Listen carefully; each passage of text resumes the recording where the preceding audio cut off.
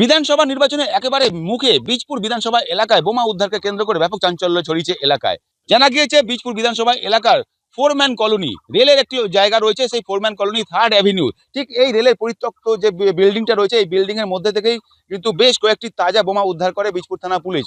এখানকার স্থানীয় সূত্রে খবর পেয়ে বীজপুর থানা পুলিশ আজ সকালবেলায় এই ঘটনাস্থলে এসে বোমাগুলি দেখতে পায় এবং তারপর বম্ব স্কোয়াডকে খবর দেওয়ার পর বম্ব স্কোয়াড কিন্তু ঘটনাস্থলে পৌঁছে বোমাগুলি উদ্ধার করে।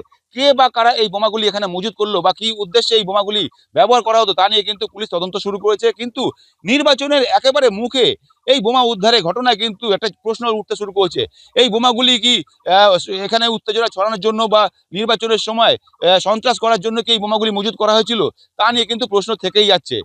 যদিও বোমাগুলি উদ্ধার করে বোমাগুলি নিষ্ক্রিয় করার চেষ্টা করছে বীজপুর থানা পুলিশ এবং এই ঘটনা তদন্ত শুরু করেছে পুলিশ। তৃণমূল বোমার ভান্ডার মজুত করছে, মানুষের উপর থেকে ভরসা উঠে গেছে, বুঝে গেছে মানুষ নেই, তাই এই সমস্ত 1 নম্বর ওয়ার্ড, 2 নম্বর ওয়ার্ড, 3 নম্বর ওয়ার্ড সমস্ত ভ্যাকেন্ট কোয়ার্টার এবং ভূতবাগান 23 নম্বর 24 নম্বর ওয়ার্ডে সমস্ত ভ্যাকেন্ট কোয়ার্টারে বোমা মজুত করছে। বিজেপির প্রার্থীর মতো কথা বলতেই পারে।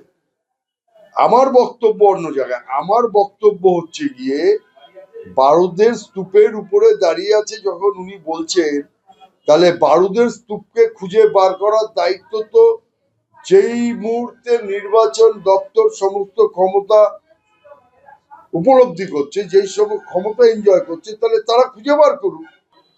আমরাও তো চাই তদন্ত হোক, কে কালপিট তাকে বার করা হোক।